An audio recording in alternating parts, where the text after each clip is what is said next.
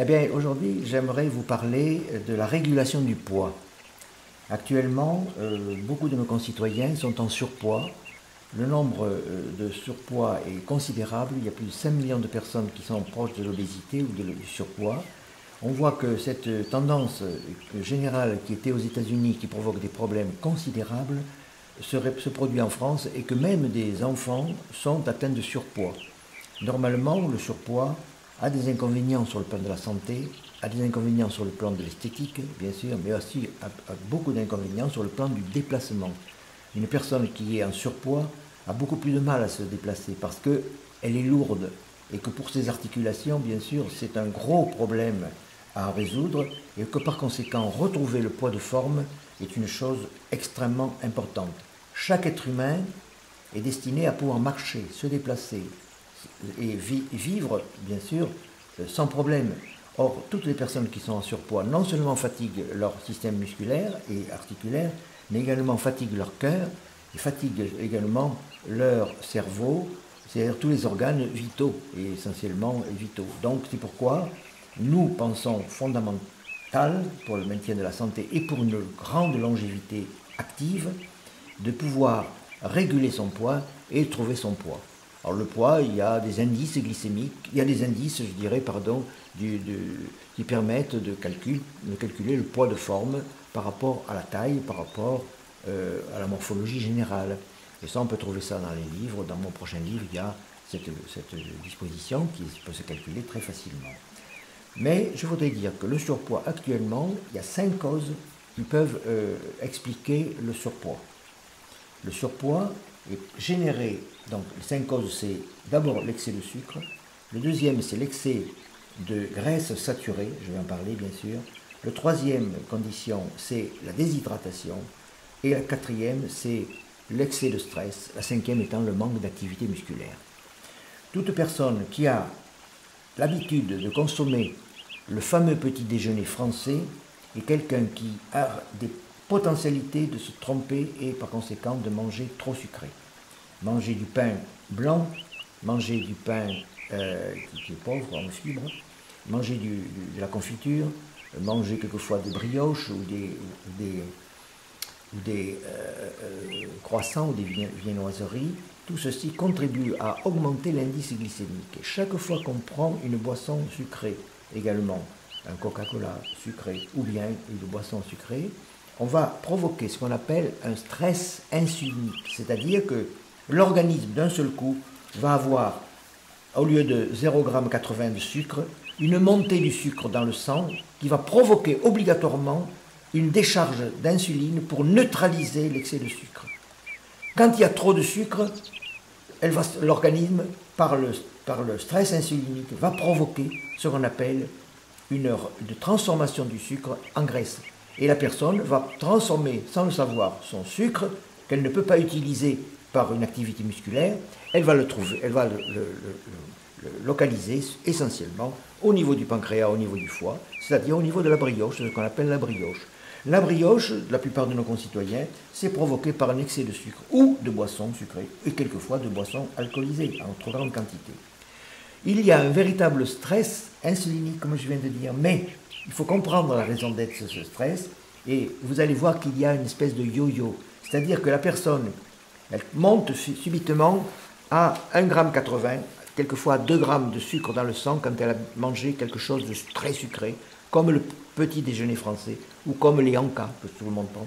Mais l'organisme, pour neutraliser cet sucre qui est dangereux pour le cerveau, qui est dangereux pour la rétine, le sucre est dangereux, il faut le savoir, hein.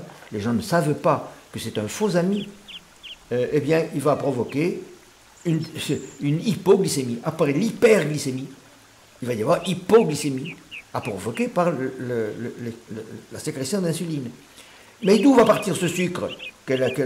L'organisme va le mettre en réserve sous forme de graisse. Puis, la personne se trouvera dans un état d'hypoglycémie, va demander donc du sucre pour remonter à 0,80 g. Il va manger du sucre, sans le savoir, un Anka ou une barre chocolatée, sans préciser la marque. Mais comme elle va en manger trop, elle va faire remonter la glycémie 1,80 g et il va y avoir donc ce qu'on appelle le yo-yo glycémique qui va provoquer peu à peu un épuisement du pancréas. L'épuisement du pancréas peut bien sûr apporter des risques de diabète. Vous savez à quel point c'est lié, les deux. Surpoids et diabète sont très souvent liés l'un à l'autre. Le deuxième problème, donc ça c'est des choses importantes bien sûr à savoir, c'est que ce sont les graisses saturées aussi qui peuvent augmenter le surpoids. Ça on peut le comprendre plus facilement, puisque l'excès de graisse, le jambon blanc par exemple, il y a du jambon rose, qui est la chair, ce sont des protéines, et puis vous avez la partie blanche qui est la graisse. Et cette graisse va se mettre directement dans les fesses ou dans les capitons. Ça va être une graisse qui va être de suite assimilée et mise en réserve parce que l'organisme n'en a pas besoin. Donc l'excès de graisse saturée, beurre, pasteurisé, les graisses qu'on peut retrouver un peu partout aussi, la charcuterie en particulier. Le troisième point, c'est le stress, qui provoque aussi également un risque. Pourquoi? Parce que le stress amène des compensations, on a besoin de manger quand on est stressé. Ensuite, la déshydratation, la personne ne s'abreuve pas suffisamment. Comme elle ne boit pas suffisamment, elle va avoir une appétence, un besoin de boire. Et très souvent, la personne qui a soif ne comprend pas que c'est de l'eau. Elle va prendre une boisson sucrée, qui va apporter du sucre encore. Ou bien prendre une boisson alcoolisée, une bière par exemple, qui va apporter des calories. Et donc par conséquent, sans savoir que la déshydratation, la manifestation de soif, ça doit se compenser par de l'eau, évidemment, seulement, et non pas une boisson qui va apporter des calories, plus ou moins importantes.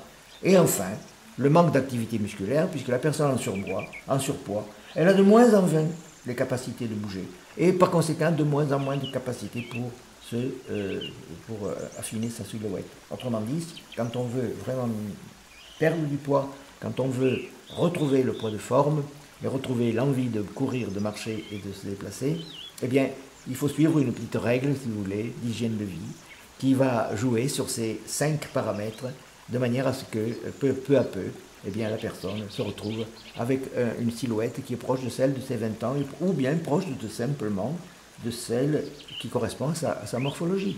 Nous avons tous une morphologie, et nous avons tous la possibilité de retrouver le poids qui correspond à notre morphologie, sans réserve excessive, sauf exception. Voilà, tout ceci se sera développé dans mon livre, ou c'est développé également dans un des sources vitales qui est créé, qui fonctionne, je crois que c'est le numéro 59, je crois. Voilà. Merci de votre écoute, et surtout, pensez bien que même si vous êtes en surpoids, il y a toujours des solutions. On peut être suivi ici. Nous avons, la chance d'avoir une naturopathe qui peut suivre nos adhérents par téléphone ou par Skype pour obtenir des informations afin de pouvoir réguler peu à peu son poids et se trouver de plus en plus heureux et heureuse de vivre. Heureux et heureuse de vivre, c'est ce que je vous souhaite à toutes et à tous en vous remerciant de votre attention. Merci. Merci beaucoup et à bientôt. Cette vidéo vous a été présentée par Roger Castel, président de l'association de bioélectronique Vincent.